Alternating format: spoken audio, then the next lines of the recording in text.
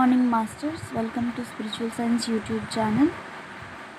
A message from Thought Power by Seth. If a hunter or a doctor literally knows his relationship with an animal, he cannot kill it. On deeper levels of consciousness, both animal and man are under the connection. Biologically, the man knows he has come from the earth. Some of his cells have been the cells of animals, and the animal knows he will look out through the man's eyes. The earth's venture is cooperative. వేటగాడు లేదా doctor Chaitanya శక్తి పరంగా తన జంతువుతో ఏ విధమైన సంబంధం కలిగి ఉన్నాడో అతనికి తెలిస్తే ఏ జంతువును చంపలేడు.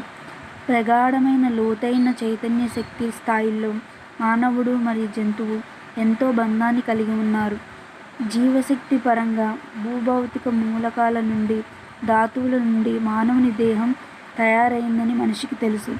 మనిషి దేహంలోని జీవకణాలు జంతువుల జీవకణాల మాదిరిగా జీవరసాయనాలు కలిగి ఉన్నాయి.